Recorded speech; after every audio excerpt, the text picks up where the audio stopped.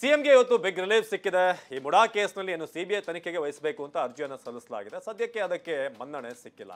ಹಾಗಾದ್ರೆ ಇವತ್ತು ಕೋರ್ಟ್ನಲ್ಲಿ ಏನೇನಾಯ್ತು ಬನ್ನಿ ಅದರ ಬಗ್ಗೆ ಒಂದು ಡೀಟೇಲ್ ರಿಪೋರ್ಟ್ ಇದೆ, ನೋಡೋಣ.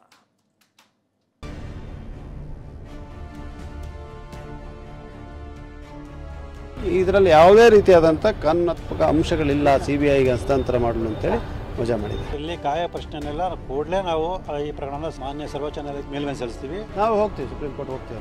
ಇದ್ರ ಹಿಂದೆ ಕಾಣದೇ ಇರುವಂತಹ ಹಲವಾರು ಕೈವಾಡಗಳಿದೆ ಅಂತ ನಾವು ಭಾವಿಸಿದ್ದೇವೆ.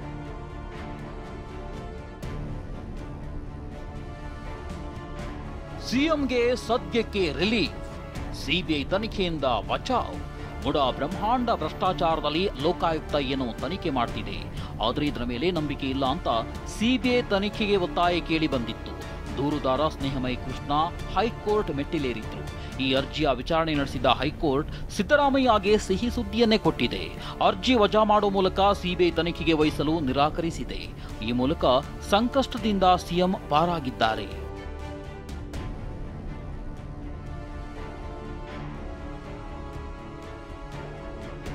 ಸಿಬಿಐ ಕುಣಿಕೆಯಿಂದ ಬಚಾವ್, ಸಿಎಂಗೆ ಸದ್ಯಕ್ಕೆ ರಿಲೀಫ್.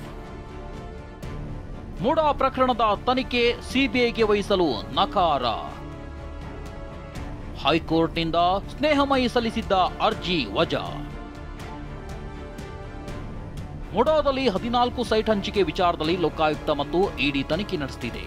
ಲೋಕಾಯುಕ್ತಕ್ಕೆ ರಿಪೋರ್ಟ್ ಕೊಡೋಕೆ ಟೈಮ್ ನಿಗದಿಯಾಗಿದೆ. ಆದರೆ ಮೊನ್ನೆಯಷ್ಟೇ ಸೈಟ್ ಹಂಚಿಕೆಗಳ ತಾತ್ಕಾಲಿಕ ಜಪ್ತಿ ಆದೇಶದಲ್ಲಿ ಇಡಿ ಸ್ಫೋಟಕ ಅಂಶಗಳನ್ನು ಬಹಿರಂಗ ಮಾಡಿತ್ತು. ಅಕ್ರಮ ಯತ್ನದಲ್ಲಿ ಸಿಎಂ ಭಾಗಿ ಅಂತ ಇಡಿ ಗಂಭೀರ ಆರೋಪ ಮಾಡಿತ್ತು. ಈ ಮಧ್ಯೆ ಸಿಬಿಐ ತನಿಖೆ ಟೆನ್ಷನ್ ಸಿಎಂ ಹೆಗಲೇರಿತ್ತು. ಆದರೆ ಪ್ರಕರಣವನ್ನ ಸಿಬಿಐಗೆ ವಹಿಸಲು ಹೈಕೋರ್ಟ್ ನಿರಾಕರಿಸಿದೆ. ಹೈಕೋರ್ಟ್ನಿಂದ ಆದೇಶ ಬರ್ತಿದ್ದಂತೆಯೇ ಮೈಸೂರಿನಲ್ಲಿ ಸಿದ್ದರಾಮಯ್ಯ ಅಭಿಮಾನಿಗಳ ಸಂಭ್ರಮಾಚರಣೆ ಜೋರಾಗಿತ್ತು. ಸತ್ಯಮೇವ ಜಯತೆ ಎಂದು ಘೋಷಣೆ ಕೂಗಿದ್ರು.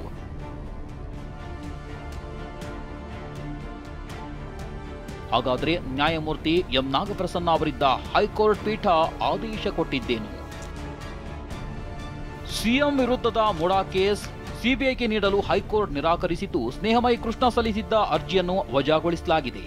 ಕಾರಣ ನೀಡಿರುವ ಹೈಕೋರ್ಟ್, ಲೋಕಾಯುಕ್ತ ಪೊಲೀಸರ ತನಿಖೆ ಅಸಮರ್ಪಕ ಎನ್ನುವುದಕ್ಕೆ ಕಾರಣಗಳಿಲ್ಲ, ಲೋಕಾಯುಕ್ತ ತನಿಖೆ ತಾರತಮ್ಯ ಪೂರಿತ ಎಂಬುದಕ್ಕೆ ಆಧಾರಗಳಿಲ್ಲ ಅಂತ ನ್ಯಾಯಮೂರ್ತಿ ಎಂ ನಾಗಪ್ರಸನ್ನ ಅವರಿದ್ದ ಹೈಕೋರ್ಟ್ ಪೀಠ ಆದೇಶ ಕೊಟ್ಟಿದೆ. ಇನ್ನು ಈ ಹಿಂದೆ ಸಿಬಿಐ ತನಿಖೆಗೆ ಸ್ನೇಹಮಯಿ ಕೃಷ್ಣ ಹೈಕೋರ್ಟ್ಗೆ ರಿಟ್ ಅರ್ಜಿ ಸಲ್ಲಿಸಿದ್ರು. ಲೋಕ ತನಿಖೆಯಿಂದ ಸಿಬಿಐಗೆ ತನಿಖೆ ವರ್ಗಾವಣೆಗೆ ಮನವಿ ಮಾಡಿದ್ರು.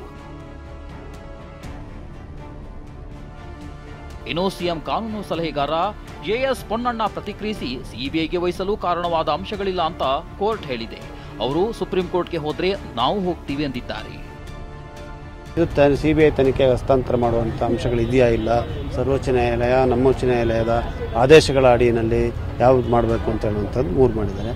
ಸ್ವತಂತ್ರವಾದಂಥ ಸಂಸ್ಥೆ ಅಂಥೇಳಿ ಆದೇಶದಲ್ಲಿ ಹೇಳಿದ್ದಾರೆ. ತನಿಖೆ ತೃಪ್ತಿಕರವಾಗಿದೆ ಇವಾಗವರೆಗೂ ಆಗಿರುವಂಥ ತನಿಖೆ ಅಂತ ಹೇಳುವಂಥದ್ದನ್ನು ಕೂಡ ಹೇಳಿದ್ದಾರೆ. 3ನೇದಾಗಿ ಇದರಲ್ಲಿ ಯಾವುದೇ ರೀತಿಯಾದಂಥ ಕಾನೂನಾತ್ಮಕ ಅಂಶಗಳಿಲ್ಲ ಸಿಬಿಐಗೆ ಹಸ್ತಾಂತರ ಮಾಡಲು ಅಂತೇಳಿ ವಜಾ ಮಾಡಿದೆ. ನಾವು ಹೋಗ್ತೀವಿ, ಸುಪ್ರೀಂ ಕೋರ್ಟ್ ಹೋಗ್ತೀವಿ. ಅವ್ರು ಬಂದರೆ ಅವ್ರು ಹೋದಾಗ ಹೋಗ್ಬೇಕಾಗತ್ತಲ್ಲ, ನ್ಯಾಯಾಲಯ ನಮ್ಮನ್ನು ಕರೆದ್ರೆ ನಾವು ಕೂಡ ನ್ಯಾಯಾಲಯಕ್ಕೆ ಹೋಗ್ತೀವಿ. ಇನ್ನು ಸಿದ್ದರಾಮಯ್ಯ ಪರ ವಕೀಲರು ಗಂಭೀರ ಆರೋಪವನ್ನೇ ಮಾಡಿದ್ರು. ಈ ಹಿಂದೆ ಸ್ನೇಹಮಯಿ ಕೃಷ್ಣನೇ ಲೋಕಾಯುಕ್ತ ತನಿಖೆಗೆ ಆಗ್ರಹಿಸಿದ್ರು. ಇದರ ಹಿಂದೆ ಕಾಣದ ಕೈಗಳ ಕೈವಾಡ ಇದೆ ಎಂದಿದ್ದಾರೆ. ಸ್ನೇಹಮಯಿ ಕೃಷ್ಣ ಅವರೇ ಅವರ ದೂರಿನಲ್ಲಿ ಈ ತನಿಖೆಯನ್ನ ಲೋಕಾಯುಕ್ತ ಕೊಡಿ ಅಂತ ಕೇಳಿರ್ತಾರೆ. ಅವ್ರ ಅರ್ಜಿಯಲ್ಲೇ ತನಿಖೆಗೆ ಲೋಕಾಯುಕ್ತ ಅವರು ಮಾಡಲಿ ಅಂತ ಕೇಳಿರ್ತಾರೆ. ಸ್ಪೆಷಲ್ ಕೋರ್ಟ್ ಆದೇಶವನ್ನ ಮಾಡತ್ತೆ, ಲೋಕಾಯುಕ್ತ ಮೈಸೂರು ಅವರು 3 ತಿಂಗಳಲ್ಲಿ ಅವರ ಅಂತಿಮ ವರದಿಯನ್ನ ಸಲ್ಲಿಸಬೇಕು ಅಂತ. ಲೋಕಾಯುಕ್ತ ಇನ್ನ FIR ರಿಜಿಸ್ಟರ್ ಮಾಡಿರಲ್ಲ, ತನಿಖೆಯನ್ನ ಶುರುನೇ ಮಾಡಿರಲ್ಲ. ಅದೇ ದಿನ ಬಂದು ಹೈಕೋರ್ಟ್ಗೆ ರಿಟರ್ನ್ ಆಗ್ತಾರೆ, ಇಲ್ಲ ನೀವು ಸಿಬಿಐ ಕೊಡಿ ಅಂತ. ಇದು ಯಾವ ತರಹದ ಕಾನೂನು ಪ್ರಕ್ರಿಯೆಯನ್ನ ಪಾಲನೆ ಮಾಡ್ತಾ ಇದ್ದಾರೆ ಅಂತ ನಮ್ಗಂತೂ ಅರ್ಥ ಆಗಲ್ಲ. ಇದ್ರ ಹಿಂದೆ ಕಾಣದೇ ಇರುವಂತಹ ಹಲವಾರು ಕೈವಾಡಗಳಿದೆ ಅಂತ ನಾವು ಭಾವಿಸಿದ್ದೇವೆ. ಸುಪ್ರೀಂಗೆ ಮೇಲ್ಮನವಿ ಸಲ್ಲಿಸೋಕೆ ಸ್ನೇಹಮಯಿ ನಿರ್ಧಾರ. ಹೈಕೋರ್ಟ್ ಆದೇಶವನ್ನೇ ಪ್ರಶ್ನಿಸಿದ ದೂರುದಾರ ಸ್ನೇಹಮಯಿ ಕೃಷ್ಣ ಸುಪ್ರೀಂ ಕೋರ್ಟ್ಗೆ ಮೇಲ್ಮನವಿ ಸಲ್ಲಿಸೋಕೆ ನಿರ್ಧಾರ ಮಾಡಿದ್ದಾರೆ. ಸರ್, ಇಲ್ಲಿ ಕಾಯ ಪ್ರಶ್ನೆನೆಲ್ಲ ಕೂಡಲೇ ನಾವು ಈ ಪ್ರಕರಣ ಮಾನ್ಯ ಸರ್ವೋಚ್ಚ ನ್ಯಾಯಾಲಯಕ್ಕೆ ಮೇಲ್ಮನೆ ಸಲ್ಲಿಸ್ತೀವಿ. ಸೊ ಯಾಕೆ ಅಂತ ಹೇಳಿದ್ರೆ ಲೋಕಾಯುಕ್ತರು ಏಕಪಕ್ಷೀಯವಾಗಿ ತನಿಖೆ ನಡೆಸ್ತಾರೆ ಅನ್ನೋ ನಮಗೆ ಈಗಾಗಲೇ ಸಾಕಷ್ಟು ಅನುಮಾನಗಳಿದೆ. ಅದಕ್ಕೆ ಪೂರಕವಾಗಿ ಸಾಕ್ಷ್ಯಗಳು ಇದೆ. ಅವರು ವ್ಯತಿರಿಕ್ತ ವರದಿನ ಸಲ್ಲಿಸಿದ್ರೆ ಮತ್ತೆ ಅದನ್ನು ಪ್ರಶ್ನಿಸುವಂಥ ಒಂದು ಪ್ರಯತ್ನದಲ್ಲಿ ಸಾಕಷ್ಟು ವಿಳಂಬಗಳಾಗ್ಬೋದು. ಹಾಗಾಗಿ ನಾವು ಕೂಡಲೇ ಈ ಪ್ರಕರಣವನ್ನು CBI ಕೊಡಿ ಅಂತೇಳಿ ನಾವು ಮೇಲ್ಮನವಿ ಸಲ್ಲಿಸ್ತೀವಿ. 2-3 ದಿನಗಳಲ್ಲಿ ಲೋಕಾದಿಂದ ವರದಿ ಸಲ್ಲಿಕೆಗೆ ಸಿದ್ಧತೆ. ಮೂಡಾ ಪ್ರಕರಣದಲ್ಲಿ ತನಿಖೆ ಕೈಗೆತ್ತಿಕೊಂಡಿರೋ ಲೋಕಾಯುಕ್ತ ಪೊಲೀಸರು ಇಂಚಿಂಚು ತನಿಖೆ ನಡೆಸುತ್ತಿದ್ದಾರೆ. ಈ ಹಿಂದೆ ಹೈಕೋರ್ಟ್ ವರದಿ ಸಲ್ಲಿಸೋಕೆ ಸಮಯ ವಿಸ್ತರಣೆ ಮಾಡಿತ್ತು. ಇದೀಗ ಮುಂದಿನ 2-3 ದಿನಗಳಲ್ಲಿ ಮೈಸೂರು ಲೋಕಾಯುಕ್ತ SP ಅಂತಿಮ ವರದಿ ಸಲ್ಲಿಸೋಕೆ ಸಿದ್ಧತೆ ನಡೆಸಿದ್ದಾರೆ. ಪರಿಶೀಲನೆ ಬಳಿಕ Lokayukta IGP doctor A Subrahmanyeshwara ರಾವ್ಗೆ ವರದಿ ಸಲ್ಲಿಕೆಯಾಗಲಿದೆ. ಬಳಿಕ ಲೋಕಾಯುಕ್ತ ADGPಗೂ ವರದಿಯ ಸಾರಾಂಶ ಸಲ್ಲಿಕೆಯಾಗುತ್ತೆ. ಅಂತಿಮ ವರದಿ ಸಿದ್ಧತೆಯ ಬಳಿಕ ಕಾನೂನು ತಜ್ಞರಿಂದಲೂ ಪರಿಶೀಲನೆ ಆಗುತ್ತೆ. ನಂತರ ಹೈಕೋರ್ಟ್ಗೆ ಸಲ್ಲಿಕೆ ಆಗುತ್ತೆ. ಅದೇನೇ ಹೇಳಿ ಮೂಡಾ ಹಗರಣದಲ್ಲಿ ಸಿಎಂ ಸಿದ್ದರಾಮಯ್ಯ ಸದ್ಯಕ್ಕಂತೂ ಬಿಗ್ ರಿಲೀಫ್ ಸಿಕ್ಕಿದೆ. CBI ತನಿಖೆಗೆ ಹೈಕೋರ್ಟ್ ನಕಾರ ಎಂದಿದೆ. ಆದರೆ ಕಾನೂನು ಹೋರಾಟ ಮುಂದುವರಿಯಲಿದೆ. ದೂರುದಾರ ಸ್ನೇಹಮಯಿ ಕೃಷ್ಣ ಸುಪ್ರೀಂ ಕೋರ್ಟ್ಗೆ ಮನವಿ ಸಲ್ಲಿಸೋಕೆ ನಿರ್ಧಾರ ಮಾಡಿದ್ದಾರೆ. ರಮೇಶ್, TV9 ಬೆಂಗಳೂರು.